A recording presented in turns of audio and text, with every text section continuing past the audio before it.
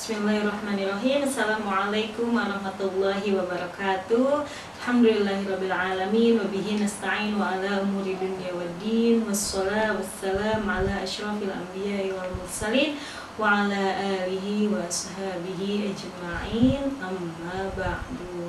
Alhamdulillah, subahal khair wa kaifa halukum, asallahu ayyutikum jami'an wa nahnu jami'an dawam sihah wal afiyah insyaallah hatta nastati an na'mala wa nuti'a kullama amarallah wa natrukullama haramallahu ta'ala wa asallahu an yaj'ala ayyamana ayyam Rasulullah sallallahu alaihi wasallam.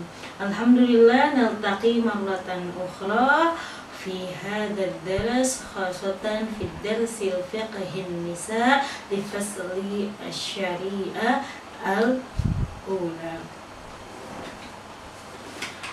Alhamdulillah, ba'da an ta'allamna fil usbu'il madi an ahkamil nisa khasatan fi syariatil islamiyah ma yata'allaqu biddamil ladzi yakhruju min rahmin nisa. Hunaka thalatha, damul haid wa damun nifas wa damul istihadah.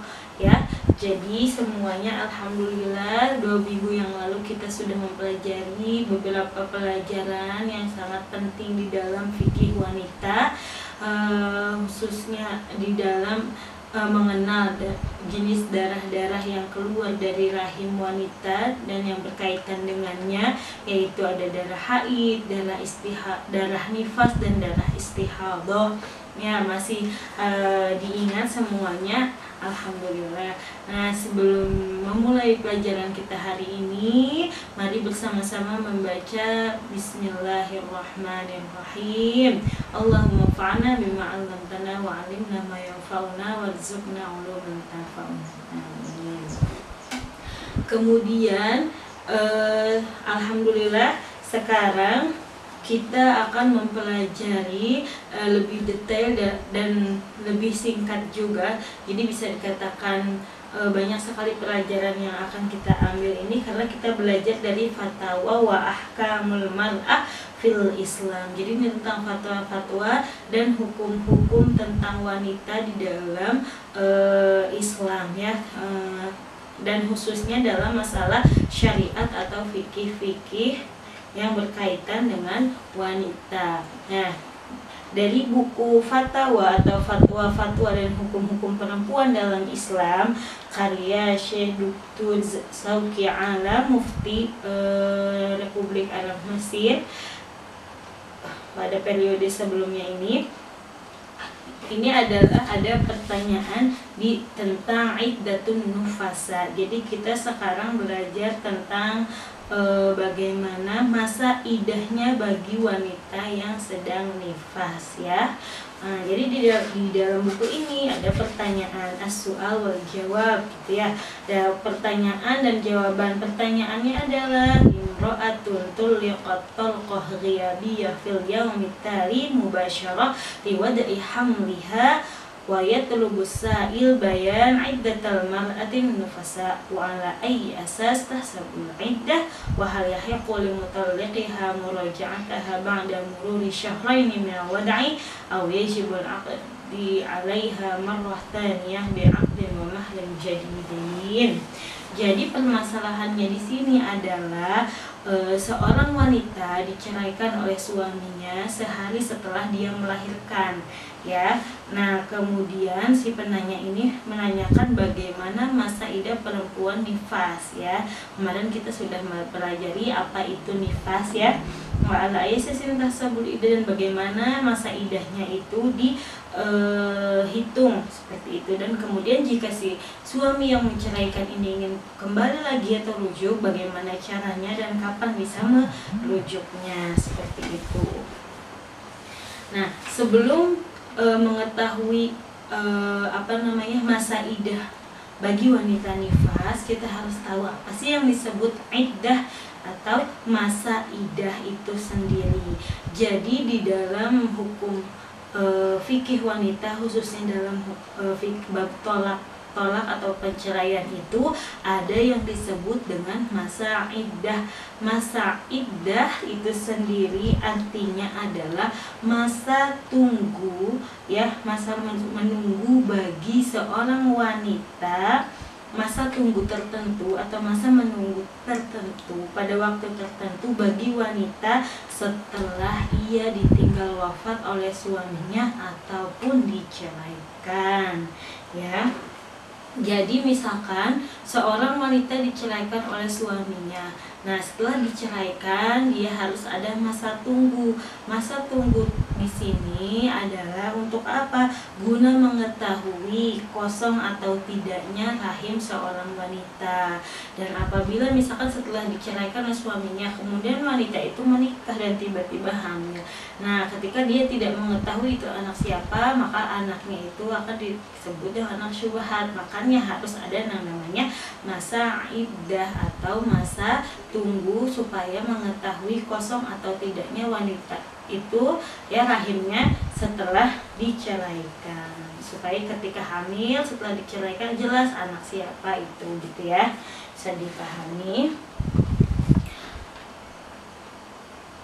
Nah, dan dalam masa iddah ini atau masa menunggu wanita ini setelah diceraikan, suami atau mantan suami yang menceraikan itu bisa juga kembali atau rujuk kepada wanita ini, ya, tanpa akad atau pernikahan baru selama masa iddahnya perempuan ini, seperti itu. Jadi kemudian sebelum menjawab pertanyaan ini atau masa iddah, masa tunggu wanita nifas yang setelah diceraikan oleh suaminya, kita harus mengetahui macam-macam masa iddah bagi wanita. Masa iddah bagi wanita atau masa menunggu untuk mengetahui kosong tidaknya rahim wanita setelah wanita diceraikan oleh sang suami ada dua, yaitu masa iddah wanita yang diceraikan oleh suaminya dan masa iddah wanita yang ditinggal wafat oleh suaminya, ya. Jadi saya ulangi lagi, masa iddah wanita itu ada dua, masa iddah wanita yang ditinggal wafat oleh suaminya dan masa iddah wanita yang diceraikan oleh suaminya. Masa iddah wanita yang ditinggal wafat oleh suaminya adalah, ya, jika wanita tersebut ditinggal wafat atau suaminya meninggal dunia, ya, kemudian dia tidak dalam keadaan hamil, maka masa iddahnya atau diperbolehkan lagi dia menikah dengan yang lainnya adalah 4 bulan 10 hari. Kemudian jika dia ditinggal wafat oleh suaminya ketika dia hamil, maka masa iddahnya adalah setelah dia melahirkan atau sampai melahirkan bayi tersebut. Jadi misalkan seminggu sebelum dia melahirkan suaminya meninggal dunia. Nah, maka setelah melahirkan dia boleh menikah lagi, misalkan sudah ada calonnya lagi, atau misalkan sebulan kemudian setelah melahirkan dia ada yang menikahi, jika dia siap dan ingin maka tidak apa-apa, seperti itu, ya. Nah, kemudian kalau misalkan perempuan atau wanita ini diceraikan oleh suaminya, maka ada beberapa hukumnya, ya, dalam masa iddah tersebut. Yang pertama adalah jika wanita yang diceraikan oleh suaminya ini hamil ketika diceraikan, maka masa iddahnya ditunggu setelah wanita ini melahirkan bayinya, ya. Kemudian jika wanita yang diceraikan ini ketika tidak hamil, dalam keadaan tidak hamil tapi dia masih aktif dalam haid, misalkan dia masih rutin haid setiap bulan, gitu ya, belum memasuki masa menopause, maka masa iddahnya setelah diceraikan adalah 3 kali masa suci atau talatatu quru. 3 kali masa suci atau 3 kali masa haid, seperti itu. Jadi misalkan dia hari ini dia diceraikan oleh suaminya dan dia tidak sedang hamil, tetapi dia sedang suci ya, tapi dia masih aktif haid gitu kan, setiap bulan dia haid, kemudian diceraikan. Nah kemudian kapan wanita ini harus mempunyai masa iddah itu selama apa? Yaitu selama 3 kali masa sucinya. Jadi misalkan dia ingin nanti ingin menikah lagi, atau supaya mengetahui kosong tidaknya rahimnya adalah 3 kali masa suci. Jadi sekarang suci, kemudian nanti haid, suci lagi, haid lagi, suci lagi, dan haid lagi. Jadi 3 kali masa suci. Dan selama masa iddah, selama 3 kali masa suci ini, siapa tahu suami yang menceraikan itu ingin kembali rujuk dengan istrinya, maka diperbolehkan rujuk kembali selama perceraian atau tolak yang dilontarkan suami kepada istrinya masih tolak roj'i atau hanya 1 dan 2 tolak, bukan tolak 3 ya. Jadi diperbolehkan rujuk selama masa iddah ini. Kemudian apabila wanita yang dicerai ini tidak hamil dan dia sudah menopause atau sudah tidak bisa haid lagi, maka masa iddahnya adalah 3 bulan. Seperti itu ya. Jadi selama 3 bulan ini ketika suami atau mantan suaminya ini ingin rujuk kembali, maka dibolehkan. Nah, kemudian istri yang dicerai tetap tidak pernah bersetubuh dengan suaminya tersebut, bagaimana masa iddahnya? Masa iddahnya tidak ada ya, berarti boleh langsung rujuk kembali karena belum pernah bersetubuh seperti itu, ataupun langsung menikah lagi. Dan sekarang kita akan menjelaskan tentang masa iddah wanita yang dicerai ketika nifas. Di dalam buku Fatawa wa Ahkamul Mar'ah fil Islam di Dr. Syekh Sulti Alam, ini ada pertanyaan ya dari seseorang, as-su'al imra'atul liqat. Jadi seseorang wanita diceraikan oleh suaminya sehari setelah dia melahirkan. Kemudian ini menanyakan bagaimana hukum masa iddah nifasnya ya, dan bagaimana hitungan masa iddahnya. Kemudian bolehkah dirujuk kembali ya tanpa pernikahan, atau harus dengan diakad dan baru dan dengan mahar yang baru. Kemudian jawabannya adalah iddatun nufasa bi ru'yatihal haid 3 marrat. Iddahnya sama seperti wanita haid yang diceraikan, karena nifas itu merupakan salah satu darah yang keluar seperti haid juga ya. Yaitu masa iddahnya adalah selama 3 kali masa haid atau masa sucinya ya. Nah, perbedaan pendapatnya adalah di dalam madhab fuqaha al-Hanafiyah fil muddah allati tusaddiqu fiha al-mutallaqah idza kanat mufasahi tukhbiru bin kita iddatiha al-aqwa. Nah, jadi masa iddahnya itu selama berapa hari atau berapa lama ya kan. Nah, tadi itu adalah 3 kali masa suci atau 3 kali masa haid. Jadi 3 kali haidnya, maka itu dinamakan masa iddahnya. Kemudian sekarang ada 2 pendapat tentang hitungannya berapa lama. Yang pendapat pertama adalah 100 hari. Kemudian pendapat kedua adalah 85 hari. Jadi masa iddah wanita yang nifas itu adalah ada 2 pendapat, 100 hari dan 85 hari.